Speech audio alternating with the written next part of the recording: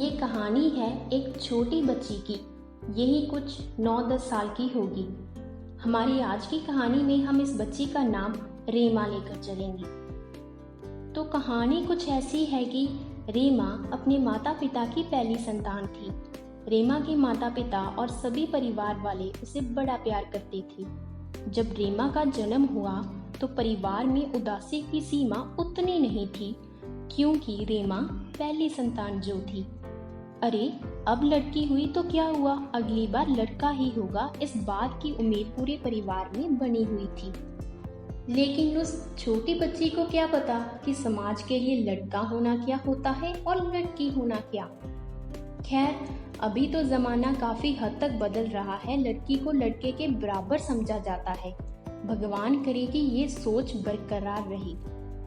चलो, कहानी में आपको आगे लेकर चलती हूँ। कहानी का जो शीर्षक है जिगनू, वो कौन है, कहाँ है और कहानी में अब तक उसका नाम क्यों नहीं आया, इन सब बातों को जानने के लिए कहानी में आगे बढ़ना होगा।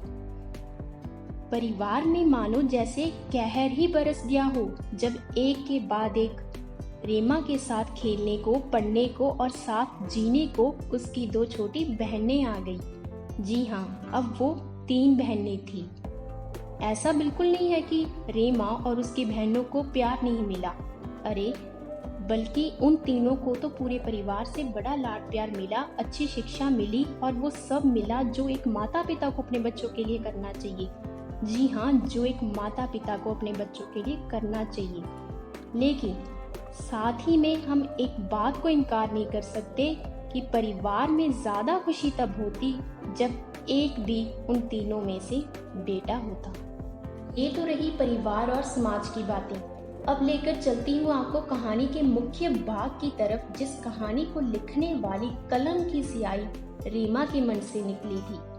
जिगनू।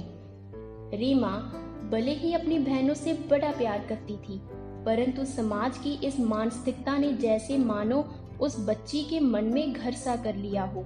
वो सोचने लगी कि मेरा भाई क्यों नहीं है। अरे, क्लास में सभी का है, आस पास बहुतों का है, मेरा क्यों नहीं है। वो बच्ची दुआ किया करती और उम्मीद रखती कि कभी ना कभी तो उसके भाई होगा ना, कभी ना कभी तो कोई होगा जो उसकी इस कमी को पूरा कर सकेगा, और बड़ी बेसब्री से अपने भाई का इंतजार किया करती थी। एक बार रीमा अपने माता पिता और अपनी बहनों के साथ शॉपिंग पे गई। लेकिन रीमा यहाँ पर सिर्फ अपने परिवार के साथ नहीं आई थी, वो एक और चीज को अपने साथ लेकर आई थी। वो थी समाज की मानसिकता और उसका वो इंतजार।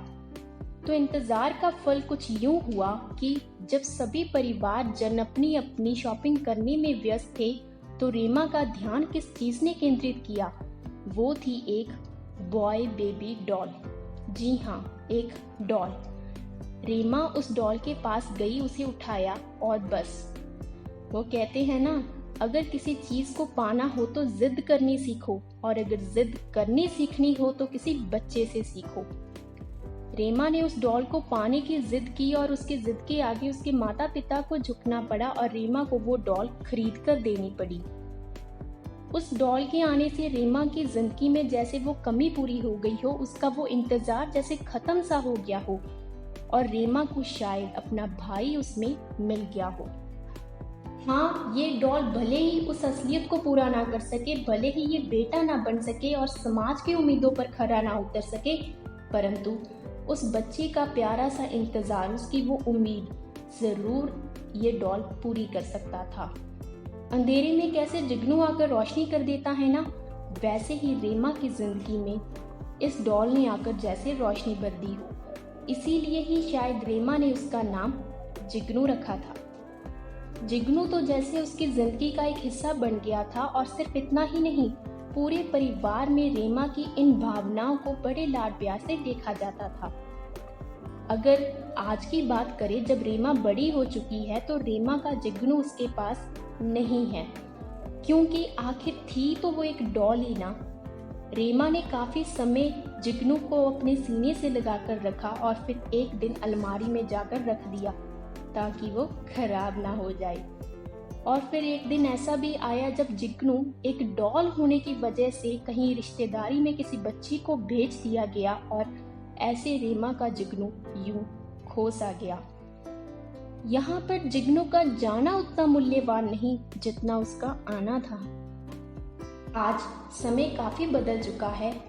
सभी रीमा और उसकी बहनों को बड़ा प्यार करते हैं और रीमा भी बड़ी हो चुकी है और समाज की इस सोच से रूबरू हो चुकी है। रही बात जिग्नू की, तो जिग्नू के बारे में सोचकर हमेशा रीमा के चेहरे पर मुस्कुरान तथा यादों के भाव देखने को मिलते हैं। ये कहानी थी उस अनमोल रिश्ते की जो रीमा और जिग्नू में बन गया था और उस भोले मन पर हुए उस समाज के मानसिकता के वार की और रीमा के इंतजार की।